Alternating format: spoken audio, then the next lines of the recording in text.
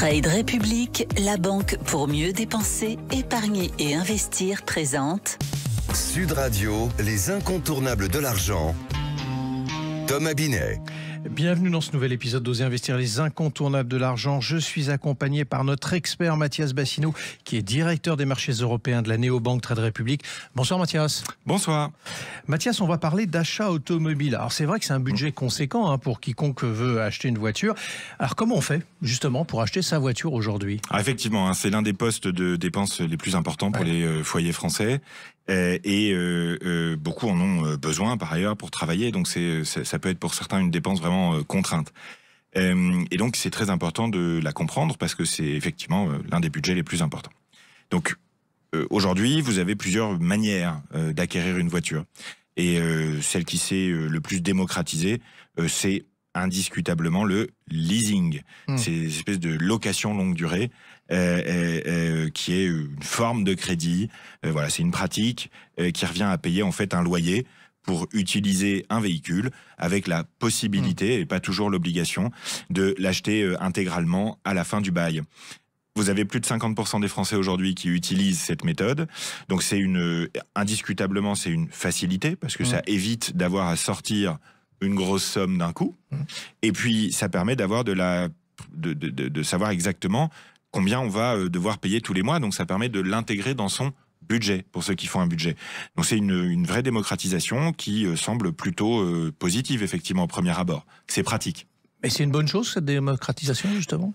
En fait, ce qui me gêne un peu dans le leasing, c'est que quand on en parle autour de nous et qu'on demande combien te coûte ton leasing à quelqu'un, la réponse n'est jamais claire. C'est-à-dire qu'avec l'utilisation des frais et des intérêts en pourcentage, c'est très difficile de savoir exactement, vraiment, et de le ressentir, combien vous allez payer. Je rappelle que si vous avez une facilité de paiement via un leasing, ça a un coût, forcément. Parce que quelque part, il y a quelqu'un qui avance la valeur de la voiture, quelque part. Donc, quand vous faites un leasing, vous payez des frais, et en général, les gens ne s'en rendent pas forcément compte. Donc, c'est une facilité, d'accord, mais il faut savoir combien ça coûte. Je vous recommande de vous projeter en euros et pas en pourcentage. C'est très important de savoir, si je garde la voiture 3, 4, 5 ans, combien ça va me coûter en euros au total d'avoir utilisé un leasing. Si vous ne pouvez pas répondre à cette question, vous devriez creuser un petit peu. Alors du coup, à vous entendre, ça laisse croire ou entendre tout au moins que le leasing, c'est peut-être pas la bonne solution. Et ça serait le crédit à la consommation alors, qui pourrait être la réponse ? C'est du même ordre, et en général, c'est un peu plus cher. Donc c'est pas forcément non plus la meilleure des manières. En termes d'éducation financière pure, je voudrais rappeler que la meilleure chose à faire quand on a, et je sais que c'est pas facile, je dis pas que c'est facile de faire ça, mais la meilleure chose à faire, c'est d'avoir de l'argent de côté. Parce que quand on a de l'argent de côté, il rapporte. Et il vaut mieux avoir de l'argent qui rapporte des intérêts que vous utilisez ensuite pour faire des acquisitions, plutôt que d'avoir à payer des intérêts sur l'utilisation que vous avez en plus du véhicule. Donc, en théorie, le mieux, c'est d'avoir épargné, d'avoir constitué un petit peu de patrimoine pour pouvoir acheter.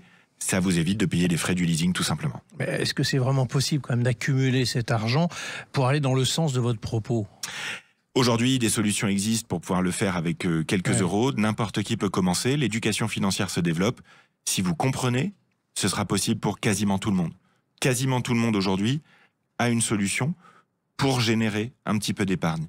Chacun à hauteur de son budget, évidemment. Je ne dis pas que tout le monde va acheter une Ferrari ou une Porsche le mois prochain. Chacun à hauteur de son budget, c'est ce que je retiendrai de votre intervention. Merci Mathias pour cette analyse et on vous retrouve mardi prochain pour un autre numéro d'Oser investir les incontournables de l'argent. Et pour ce qui me concerne, je vous retrouve dimanche matin dès 9h30 sur Sud Radio. Sud Radio, les incontournables de l'argent. Thomas Binet. avec Trade République, la banque pour mieux dépenser, épargner et investir.